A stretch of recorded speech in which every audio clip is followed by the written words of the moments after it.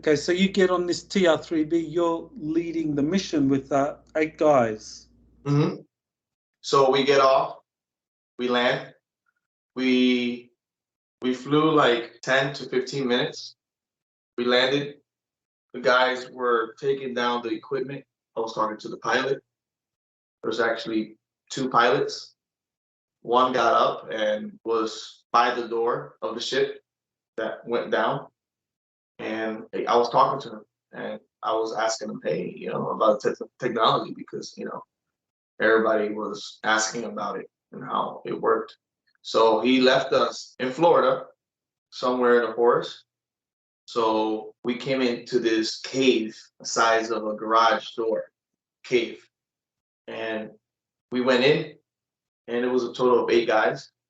And we had our PVB 14s and 31s. And it was almost night. So we went to this cave and we saw writings, like right from the back that, you know, we got in. And it smelled like somebody has done a fire or a type of barbecue. You know, that smell that you get when you do a barbecue and you smell that. So entering the cave, we all started smelling that. And we were joking because we were kind of hungry. It was like, wow, it smells like, you know, barbecue. Oh yeah. Oh man. So we kept walking in. So we were met by 2 beings that looked different. And I talked to the guy that was right next to me. And I asked him, do you know about these guys that are here? And they're like holding a staff-looking thing, and they're like protecting the entrance. So one of the guys in the back said, oh, hey, I got a paper here that I had to give you before the mission, but I forgot to give it to you. So I got the paper, and it says, do not open it. Give it to the, you know, the people that are standing guard. So we gave the paper to the people that standing guard. Can you describe more about the people standing guard? What did they look like? Well, these people, their faces are weird. Their eyes are on the side, like it's not like ours. Their eyes are more to the side, and their face is wider. Their mouth is wider, but their body structure is the same. I remember seeing a total of probably like 4 fingers instead of 5. They were wearing like a robe type of thing. It was like a pearl color robe, and they had on their head they had like a hair type of thing, like 2 coming out from their heads, but it looked like skin, and they had it to the side.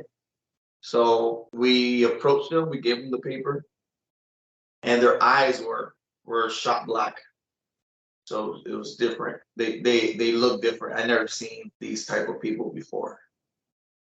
And they were talking with clicks, similar to like certain tribes in Africa talk. They talk with like clicks with their mouth, but they also speak the English language as well, but with a heavy accent. So we give this paper to them, and one opens it up and closes it up, and then he lifts up his staff and he says in a low voice, follow me, follow me. So we start following him.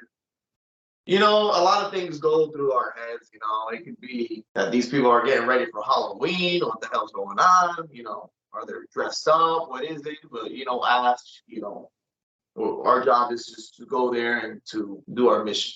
So our mission was to go in and to investigate what was this place that we were dropped off to investigate, and why was it connected to the ark. They told us, I don't know if you remember the last story, the guy that had the suitcase, he was the one giving the information and the locations where to go. I'm sure there was another group that went to the ark that same day that I went to the cave. Yeah, they were talking with clicks. We were following them, total of 4. We were in formation. We don't know what the heck was going on, but we were in formation. You know, lock and loaded, because you never know. You know, nowadays, you just never know. You can't trust nobody. So we started following them. And when we followed them, it was really steep. Like if you trip and fall, you will probably roll all the way down. You can't stop it. You know, you have your kit on, you're heavy, and you have your ACH, and you're heavy, you know. So any kind of trip, and you're wearing your boots, so any kind of trip, you can really bust your ass and roll down that steep hill in the cave. But the walls were squared out, and it was steep.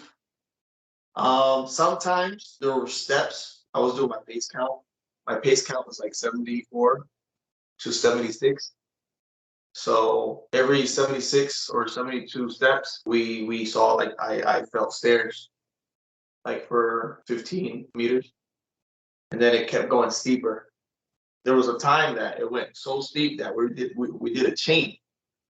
We took our elbows to elbows, and we did a chain going down. But these guys, they were just walking like familiar to this, walking down.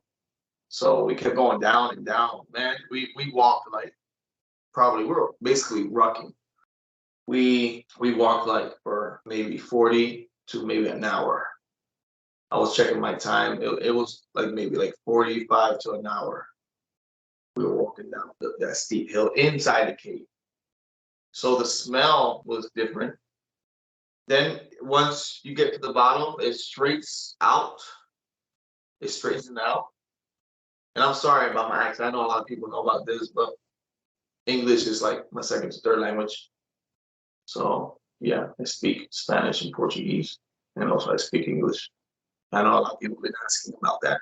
So my pronunciation maybe is messed up, or sometimes my grammar is also messed up.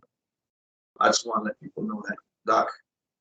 JP, so you mentioned that some people were sent to the Atlantic Arc, and you and the eight guys were sent to this tunnel. Now, what's the connection between the Ark and this tunnel?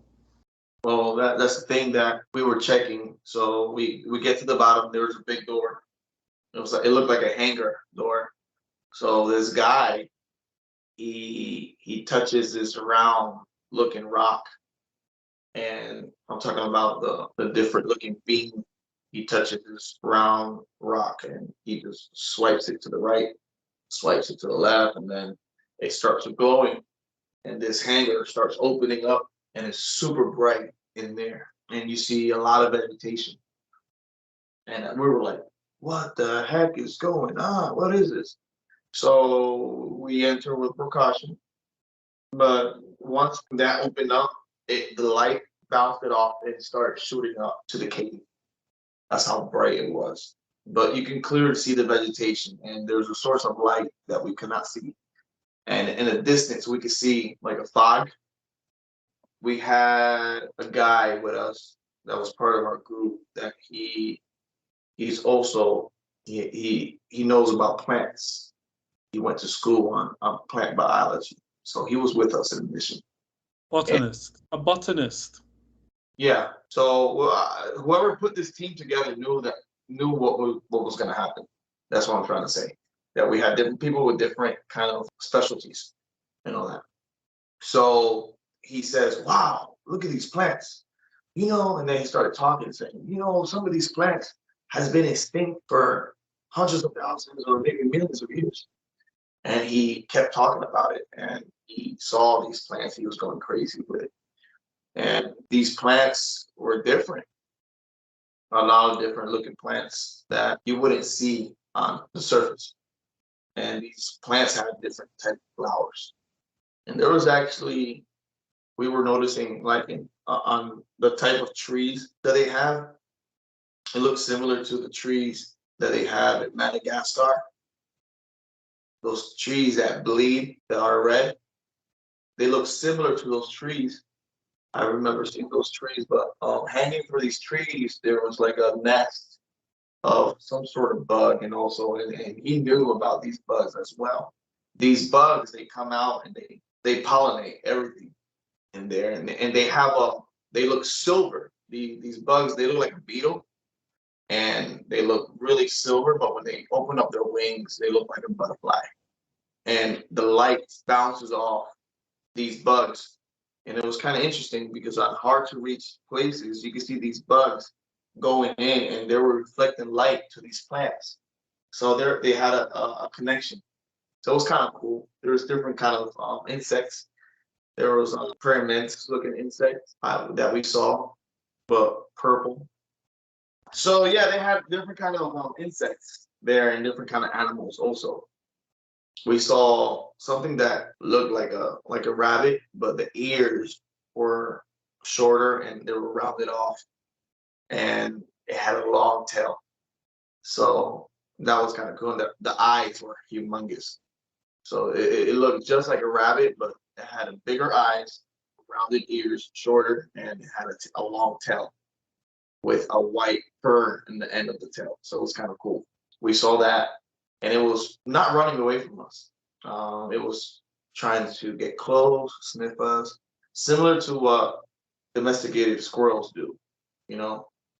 So we kept walking in, and in the distance we saw like a temple-looking thing, and it was embedded in more into the ground, surrounded by vegetation, like vines and all that. It was a tropical type of location. Like it looked really tropical.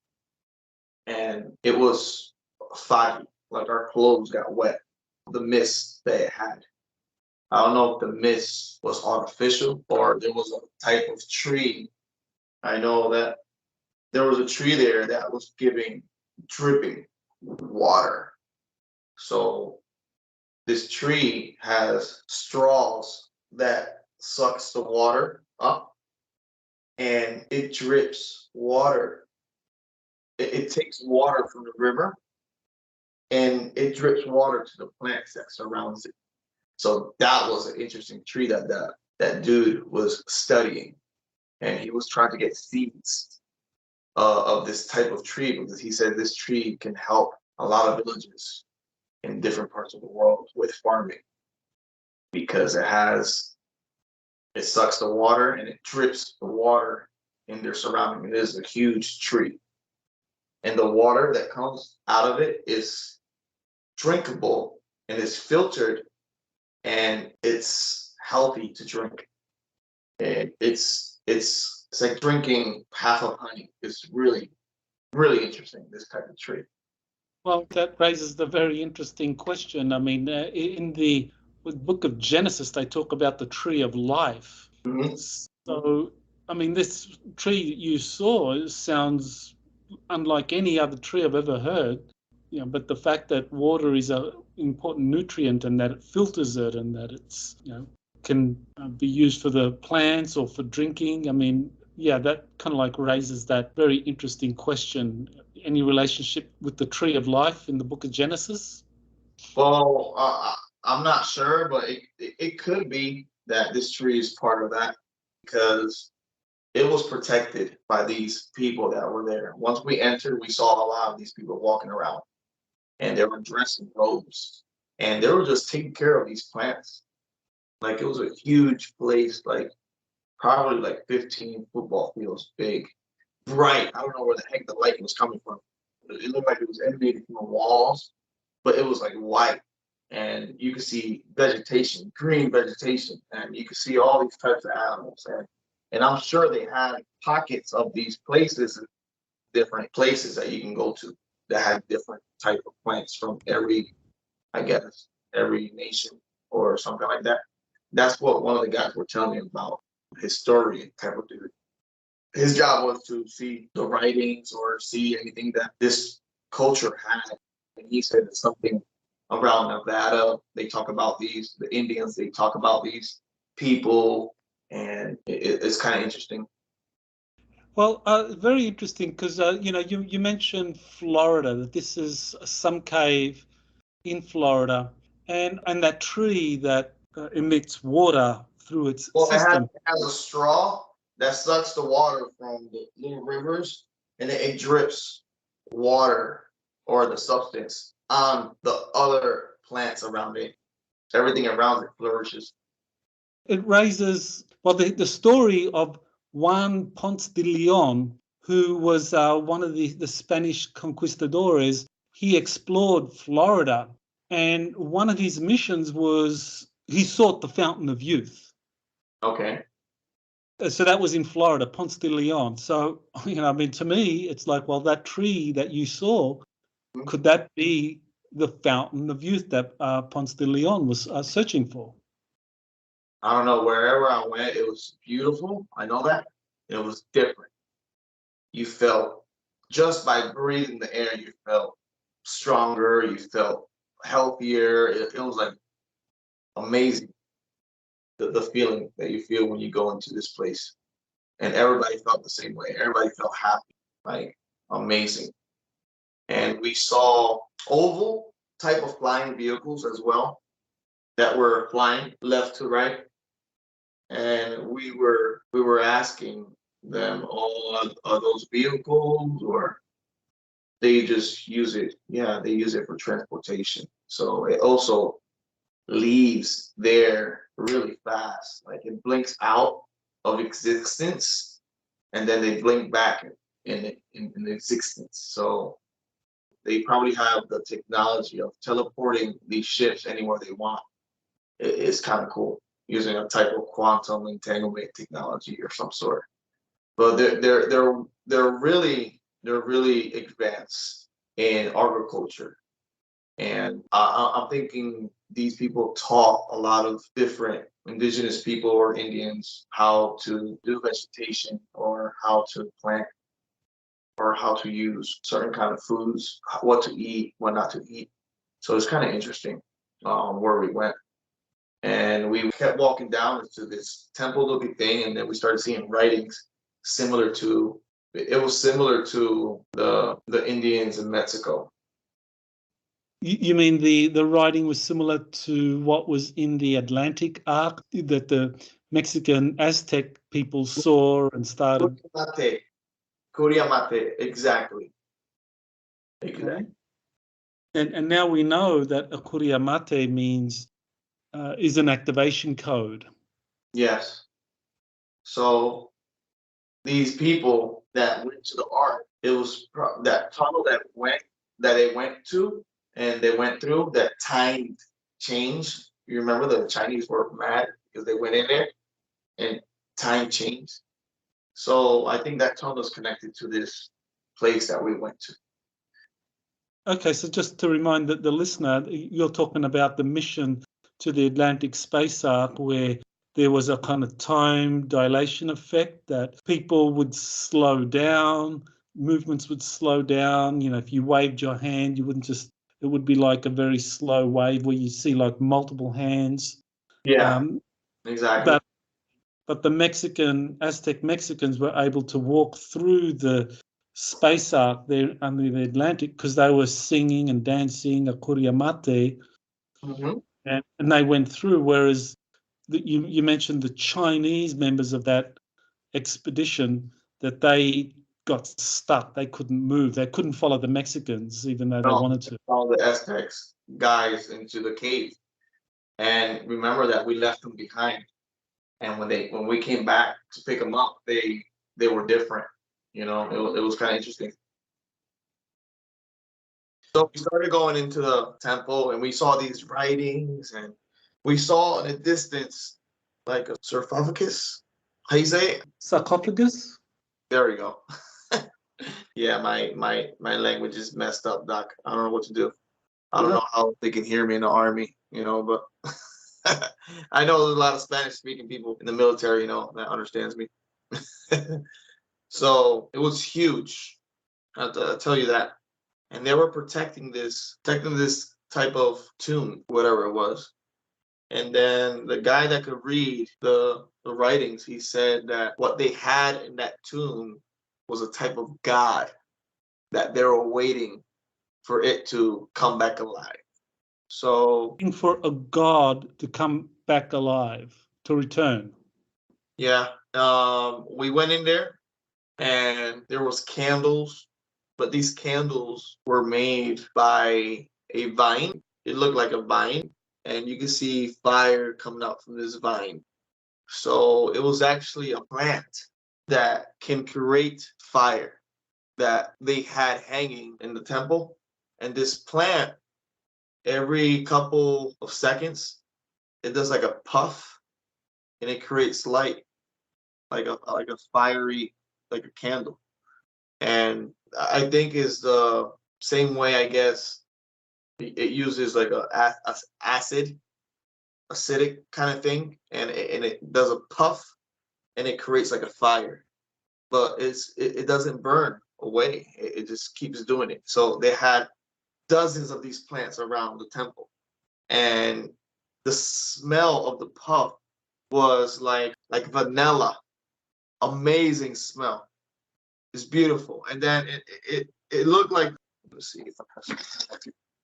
So this is an example, okay?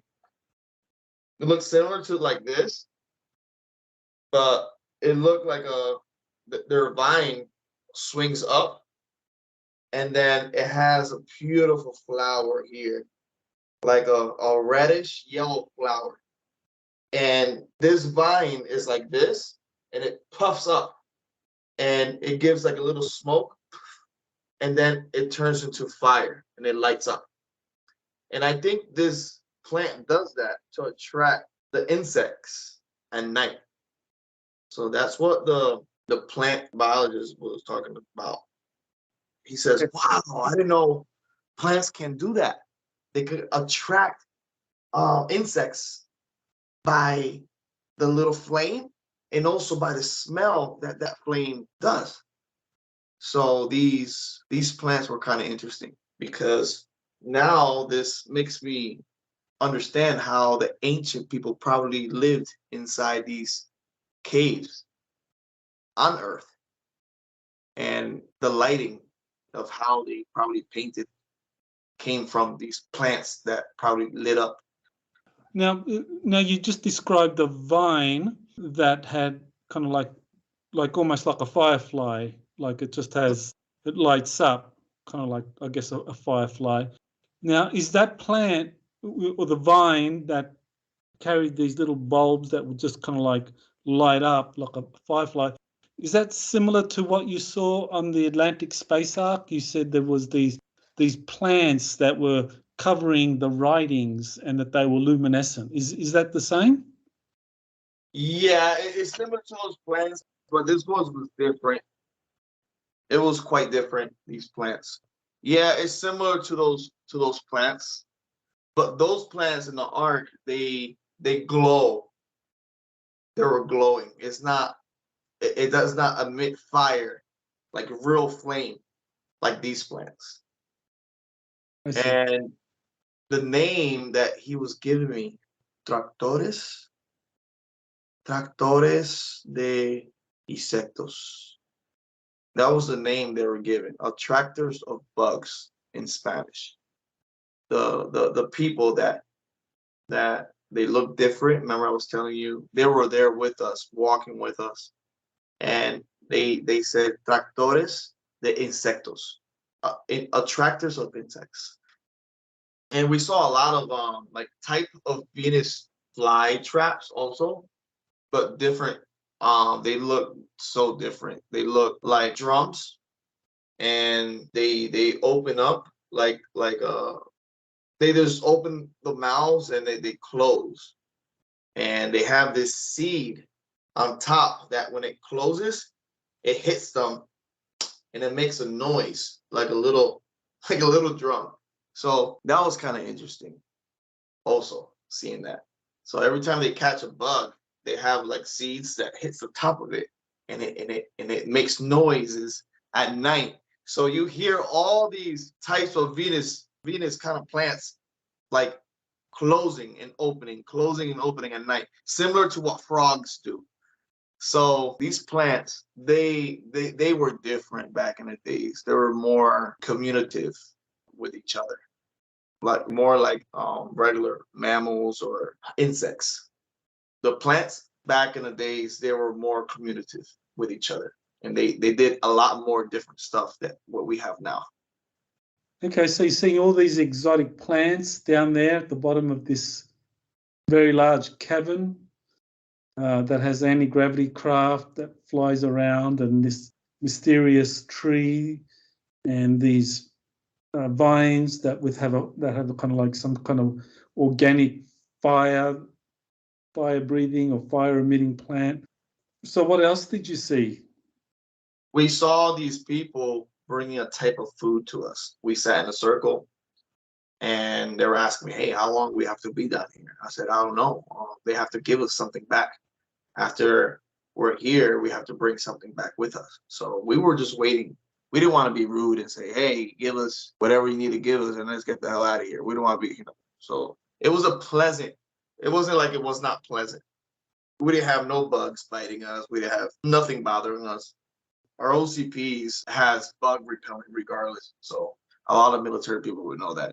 So it was a pleasant trip, and we were just waiting for them to give us something in return. And we had to protect whatever they give us and take it with us back to the base and give it to whoever was asking for it.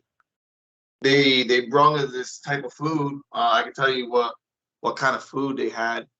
The food was similar to like beans, but it was mushed up, and they had plates that look really steep. It was made of clay, and there's you eat it, and you feel a little bit dizzy eating it, but it's good food. They give that kind of food to us, and we ate it, you know. And then they took us into the temple, and they showed us the being that was in there. And I don't know how to describe this, but he was huge, big, and he looked asleep, and he did not look like these creature. He looked humanoid to us. We looked at it, and he looked like he was asleep, and they were just waiting for him to wake up. And I thought that he was gonna wake up while we were there, so I didn't want to be there when he woke up because I don't know what the hell was gonna happen. How big was he? He was like the sarcophagus. How you say it? Sarcophagus.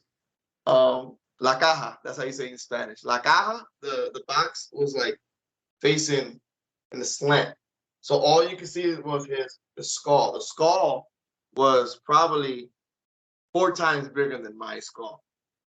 Big head, big eyes, and he had like his hair was different.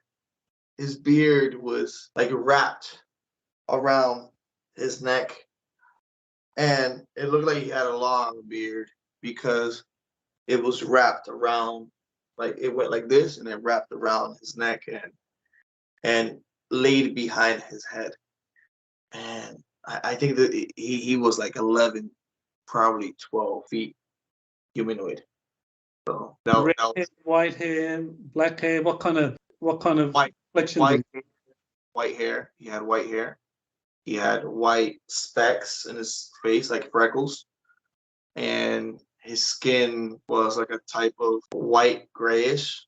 I don't know if it was like that because he was pale or he hasn't woken up in a long time. But it was like a white grayish color, and his lip was blue, like if he was lacking oxygen or something like that. But he was in this box, and we got scared when we saw it because we were talking, how about they brought us down here to when he wakes up, like to take him out, or what the hell is going on? And why would they show him? Like one guy was so negative there. He was like, why would they show this to us? And what's going on? I said, bro, just follow us and just keep the mission. We were kind of scared when we saw this because we don't know why they were showing this. And then we were you? asking one of the guys. He says they were showing it to us to make us feel welcome in their culture. Now, earlier you mentioned something about they were waiting for their god to wake up. So they Yeah, told you about this being, and yeah. They told us, how about if he would have woken up like right there, like right away? So we didn't want to be there when he woke up because what reaction would he have of us being there? That was most of it. I didn't really care. If he woke up, let's communicate with him and let's do whatever we need to do. But we were waiting for something there. So they took us out back. before you say that, so the sarcophagus that he's in, you said it was at a slant and you could only see his head. So what did the sarcophagus look like? Was it made out of metal? Was it stone? It was like a stone. Like it looks like a door type of shape. but it slanted into the ground. It looked like it was put in there. So I don't know how they moved that stone, but it probably weighs more than 4,000, probably 5,000 pounds. It's like a marble type of stone. Like, it's heavy. It's a heavy stone, and it had handles, big handles that it looked like other big humanoids can move it. So whoever put them there was they were big as well, and they kept these other humanoids that looked like different from us to protect this place.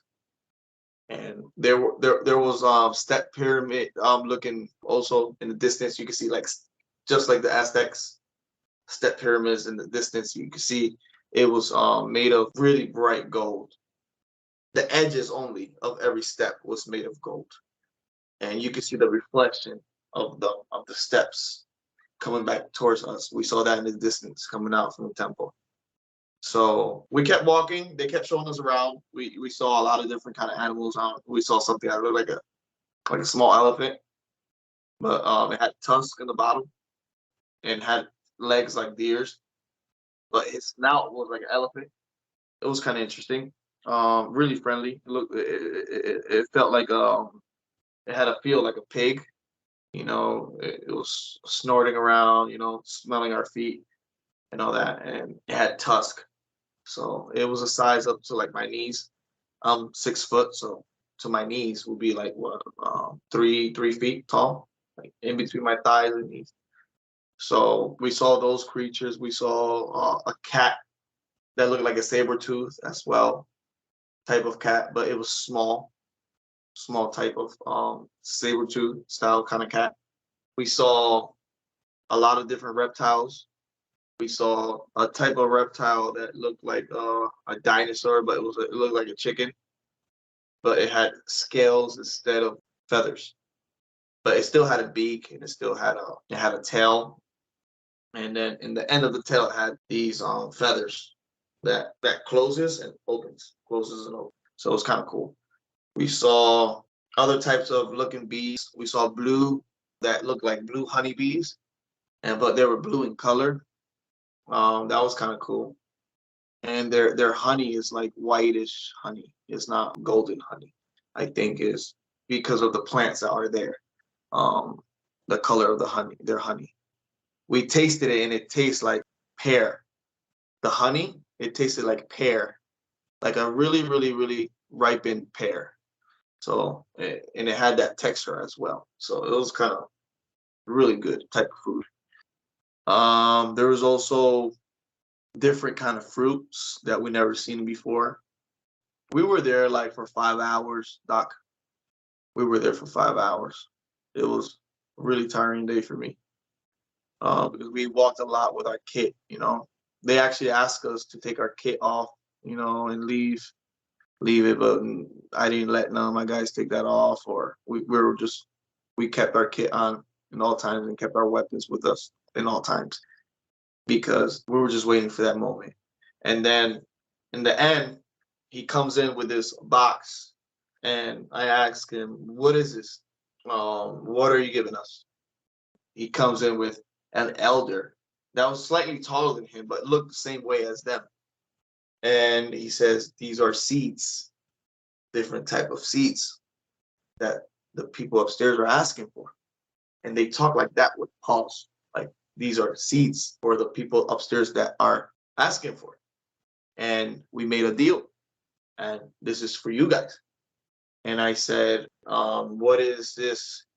And he pointed to that particular tree that we saw that was drinking up the water, and he said, and also those vines that give out like fire. And he said that it was time for them to give him the seeds of this garden. And they also gave us tubes of eggs of some sort. I don't know if they were insects or probably the silver insects that we saw, but they were frozen, and they kept it inside this clay, but it's like a gel inside, and they kept it inside like that, and they give it to us it looked like a ball of clay, but it has like cap that you can open, and it has like a gel that they keep these capsules in it. And they gave us that. So we make our way back. They gave us like a type of hug and all that. So we start walking out. We say goodbye. And then I asked, are we going to see you guys again? And they said, yes. We will go to the surface soon. So they were saying that they will come to the surface soon. And they said to start rebuilding. I said, wow, rebuilding what? You know? And I asked him, how many of you guys there are? He says, billions, millions, millions, billions of these type of humanoids that live inside the earth in different pockets. Okay, can you be clearer than that? You know, millions or billions? Millions. It could be, but he said that there was a lot. So I don't know if it's billions or millions. And we kept walking up the cave.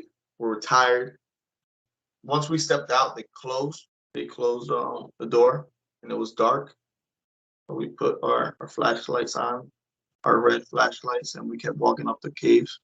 And we got to the TR3B, and then we came back and we gave this box to, they told us to drop it in this particular location and to leave it there. I don't know who picked it up or who got it, but I know that we left it inside the base. So whoever got the box was part of us, but a higher level.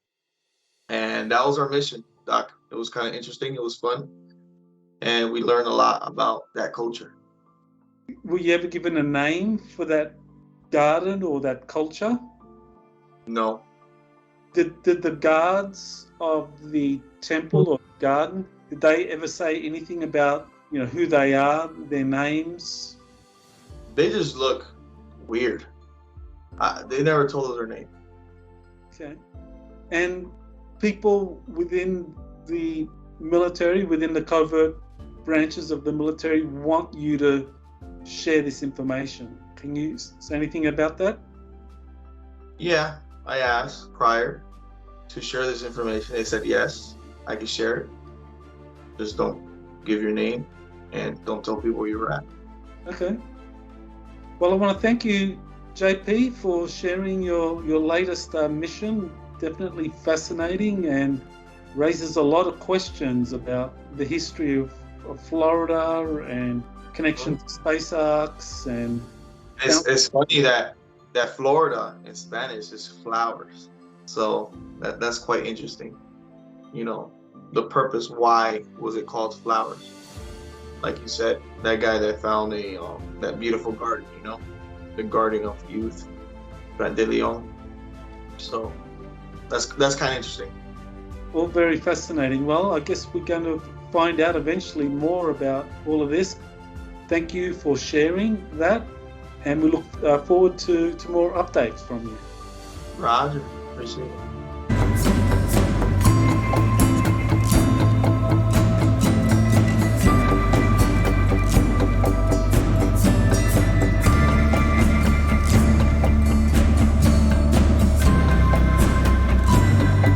Very happy to have JP back on Exopolitics today. He had a mission recently, and so welcome back, JP. Tell us about your mission. Hey, how you doing, Doc? We had something going on yesterday. We were out for a couple hours. We went back to that cave system, and we went down. And they were doing a type of exchange. We did not went all the way in, but we went next to the door where we could see the garden. And we went down a number of, it was 8 of us, same people, but we had 2 different people with us, pulling a type of security. So we tried to go in, but the 2 guards from the garden did not let us in. They were saying that we were the person that they gave the seeds to, that he was having a bad heart about giving it to somebody else. Can you explain what you mean by Bad heart? You mean like bad faith? Well, not like necessarily bad faith. That usually when something of big magnitude is given out like that, a lot of people have second thoughts and all that. So they sat us in like this big like oval type of waiting room, and we sat down on these granite rocks, and we were just waiting for one of those humanoids to come in and to talk to us, talk to the person. So what I was understanding is that they were taking these seeds overseas, but they said that they wanted it to keep it here. And they don't know why they're trying to move it overseas, what they gave to us. So they were kind of confused of who's making the decision of taking care of the things that they're giving to us. One of the guys that were there, he was one of the guys that they gave him the seed, but one of the other guys was not there. They did not want nothing to do with him. Like nothing to do with him because something about a bad vibe about him. So they wanted us to find him, to bring him down, but he's overseas now. And he's doing another mission. So when we were waiting, they brought out another box. And inside this box, they had like tubes of different color of water. So these tubes had red color, it had a blue color, it had a lighter blue color, and the grayish color of waters in these little tubes of like, it looked like science tubes. And they were saying this needs to go up there because this is part of what these plants give. This type of like liquid, it comes out from these particular plants that will help these seeds grow. And I think it will help the ground or make it like to grow faster, something like that. So they had us to bring that up, but they're not like scared, but they're like, should we or should we not? Because they see so many things happening in the surface that they don't want really to happen. And they're still like, should we or should we not? And we told them that we're trustworthy, that we're going to take this information out to where you need us to, and we're going to make sure we get this information to the higher ups that you feel like that. And they feel the way they feel. So they want to give us more stuff, but they're being hesitant now to give us more things. So with the original box and the seeds that were inside, these humanoids now, I mean, are they humanoids? Are they ant people? Maybe you can talk a little bit about that. How did they know that these seeds were taken out of the country and were not being used in the right way?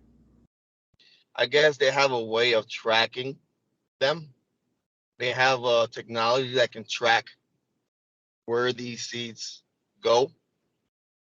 I think they have the technology to track any biological living thing through a type of GPS or technology that they have, that they can track things that they give to us. They have a way to track anything that they give to us. It's connected somehow. Everything is connected, Doc. Yeah, I was going to say the person that they felt had a bad vibe. I mean, that person, did he take the seed? I mean, I think, yeah, explain. I mean, he took the seeds from the last expedition out of the country. And so was that because the seeds were supposed to stay here, to be used here in some way? Well, what was explained to them was that the seed was going to stay here. But now they know that the seed is not here no more, and where, like, they know where the seed is. They didn't want to give a specification where the seeds are or nothing. Where they already know where it is. They don't want that information more to come out. I think there's a higher mission in our end with these particular of seeds and the things that they're giving to us that are coming out from the ark, from those people that are coming out from the under the ocean city that we went to, because they're also giving us different kind of things and technology to prepare the upper side of the world, the upper side, the surface population. The surface population. They say upper side, and we're getting bits and pieces of different cultures and different people that live inside. Like, they're all connected to each other, and they're knowing that they're getting us ready for something that's gonna happen. Okay, and how did they communicate, and with who did they communicate? I mean, you were leading this 8-man squad. I did not lead this mission. Somebody else was leading. But the last mission I was, well, leading in a way as the security portion, Doc. Not the negotiation or not the giving the different things that they're giving to us, but just the security, portion. Because, everybody got a thing that they're in charge of, Okay, when it comes into. So six of you were providing the security, and two of the two new guys, they were the ones doing the negotiations or the dialogue. Yes. And, when we put security, we're just making sure everything is looking good, making sure, looking around, taking notes with our mind, and making sure that there's a good vibe, because we're good in reading people, and we're like to make sure everything goes as planned, as like what we have to do. I see. Now, with these humanoids, can you talk a little bit about them and their relationship with the ant people? I mean, are these ant beings, these humanoids that were? Well, they look like us, but they got like their mouth are more closed, like circle form, like a V circle form. Their nose are like slits. Their eyes are bigger, and they have like this skin that comes out their head that looks like two antennas, but they don't look like antenna. It looks like hair, but it looks like a type of skin that comes out, and their skin is like that bluish grayish color. So you wouldn't call them ant people? You would describe them as something else? They kind of look like ants.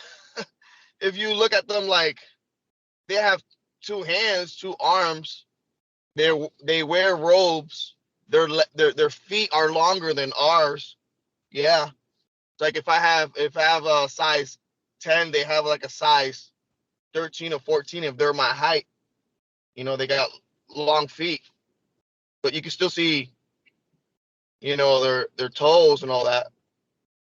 Their fingers are slightly longer.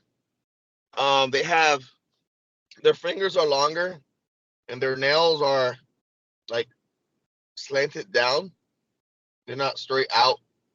They're slanted down, so their finger has the nail protecting the tip of the finger, like slanting down. Like they could do like this to any like surface, and you could still hear their nails and all that. It's not like ours that it's like that, slanted down. How many fingers did they have? They have five fingers. 5 fingers. We asked to go back to that, to go back to that giant being that was there, but they did not want to give us the opportunity to go there again. They kept us in that room sitting down. This room had different kind of lights that was glowing around the room. They had like this, there was an orb that was going in and out the size of a tennis ball, and it was just going to one to each of us and going back out, coming back in, going to each one of us, and you can feel the vibration of this tennis ball or flying to us, and you can feel our hairs of our body, like if it was a type of electricity, but it was intelligent, whatever this orb was, and it was just checking. We asked what it was, and it said, "Oh no, it's just checking, you guys, like checking the aura to see if we're good faith, we're telling the truth and all that." Okay, so they can tell if someone is there under some kind of with some deceptive agenda. They can tell using these orbs. Yeah, these orbs were all over the place when we went last time. So I assume then that's why the military needs people like you, people who, don't go in with some negative agenda.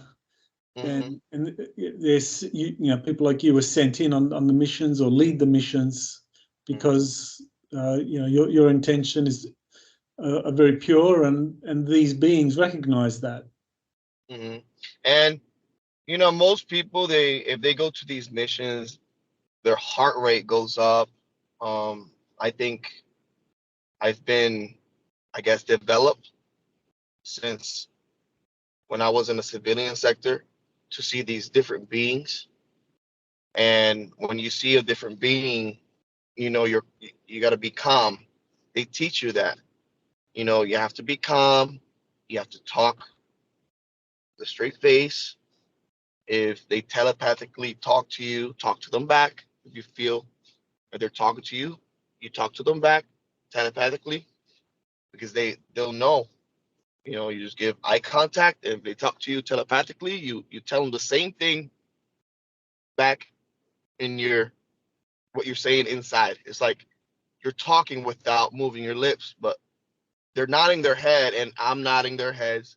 They talk telepathically as well.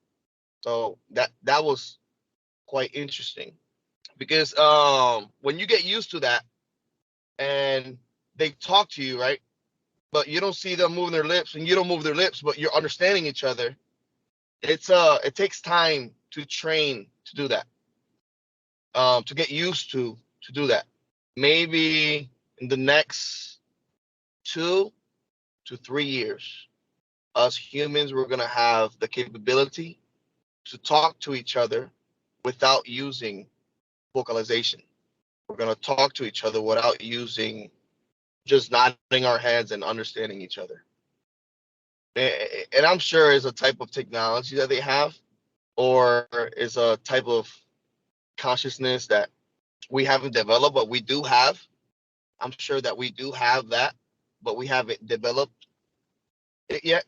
And that was quite interesting, Doc. I wish I wish there would be like I know there's a lost history of a lot of things that we used to do that we don't do no more. And that's one of them, to communicate telepathically with each other. Well, when we're on the subject of history, I know that there are legends, Native American legends, about the ant people protecting the Native Americans during periods of cataclysms. So from what you saw in that underground cavern and the passageway and their kind of main garden area and the ships that were flying around, do you think that was kind of a place where you could actually have like lots of people finding refuge during surface catastrophes? Yes, it could totally be a place of refuge. Yes, but it's protected because they have so many varieties of different things there. So I found something interesting. The place that we went, I'm thinking, is right in the Springs in Florida. So that is quite interesting. It's in that area. The guy that found the magical tree of life. So you're saying the area in Florida that he explored, that's the same area where this cavern system is located? I'm sure it's around there. I know there's a springs in Florida. Is that what you're referring to? It's somewhere around there. So you're saying that that area is where this cavern is located? Yeah, it is. Interesting. Well, there's a Florida State Park, so is it under the park? Yeah, you can see the radius of it, how big it is. And the good thing is that is in front of everybody's face. It's right there. The name is there. You know? Okay. And I found that I could share that to everybody, the location. Maybe if you drive by there, or were you given permission to do this, to reveal the location? No. Okay. But I feel that, yeah, to give the location of that. Well, last time you said that you were taken there by a TR-3B. So what happened this time? Again, from your base, you were taken by a TR-3B, or did you go there some other way? No, we drove there. Oh, okay. So then you know the precise location, and you're telling us it's somewhere near that park there in Florida. Yes. Wow. And of course this spring park, it actually on the website it actually says that visitors can regain their youth by taking a dip in the cool, clear waters of these immaculate springs. So, I mean, the question is, well, those immaculate springs, do they have anything to do at all with the underground water system that you saw and the tree that you saw? It's connected. Wow. Okay, that's interesting. It's connected. Okay. Is really pure. All right. So people should go there and have a drink from that state park. I don't know about a drink, but a swim or something. It's really interesting, Doc. Maybe if you come down to Florida, we can probably visit together and go down there. But definitely. Yeah, I just wanted to share that, and it's around there. The cavern is around there. That's great. Thanks for sharing that. I think people would love to know more about the giant. Do you know anything more about who that was? I mean, there's questions. Some people are speculating who that could be. Do you have any idea? Well, when we were there last, Doc, he was sleeping in stasis. His beard long, wrapped around his neck, like he's in stasis. And they called him a type of god. So when he wakes up, he wakes up. Nobody would take him out of that stasis. So when I say stasis, it's similar to what a bear does in winter. It's a type of hibernation, but for hundreds of years. Instead of a winter, it's for hundreds of years. Nobody knows why it's like that, but there's dozens of these guys in stasis around the world. Well, I guess the question is, though, are they actually sleeping or hibernating for long periods of time, or are they just lying down, having a nap, a short nap, in some kind of space-time capsule that for them maybe only a few days pass or a few hours pass, whereas hundreds of years or even thousands of years pass on the surface, because the sarcophagus that they're in actually is a kind of technology where time is dilated in some way. Well, when we went into the temple, right, and there was these vines that were giving fire, right? I remember me telling you that. There was a feeling of vibration around it. Yeah, I could tell you that. But I'm not sure if it's a time. We didn't get as close enough to feel that, but I'm sure it could be that type of technology with the way that they were protecting it. And the way that the symbols were on that type of temple, it was similar to the ones we saw in the Ark, where we left the Mexicans, the Indians, and the time slowed down, where we saw these symbols and they kept walking, and the Chinese, they tried to go behind them, but time was really slow. So I'm sure it could be that same type of technology. When the Mexicans came back, we don't know how time was changed when they went in through the Ark, because you could see them different, like more alert. But I'm sure it's a type of technology that keeps them in stasis, in condition. I believe it could be one of the gods that comes down to teach and to know when something is wrong, to wake up. I think one of the Egyptian gods, Thoth, who is known for having prolonged life and having taught the secrets of human longevity, I recall that he traveled to Florida, or there are stories or rumors, I think it might come from the Emerald Tablets, or some sources say that he traveled to the Americas. So I'm wondering if that could be Thoth. He did have, like, he was huge, Michael, Doc. His hand is like probably like 6 times bigger than my hands. Big guy. His skull is probably like also 6 times bigger than my skull. You know, you can see his jaw, his beard. Like, if he was alive, he would be really intimidating looking, you know?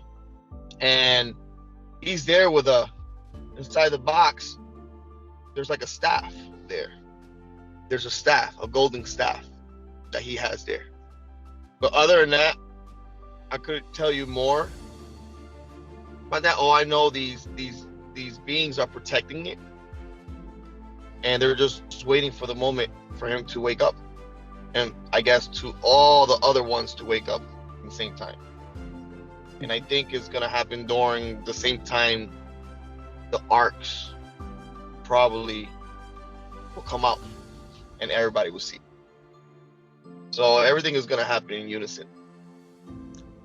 Well, thanks for keeping us up to date with what's going on and these missions that you're doing, and I'm very much looking forward to these beings waking up and the arcs becoming active and being seen, and you're going to be able to give us the information we need to kind of understand it all. Roger that. Thank you for having me. Well, awesome. Thank you, JP.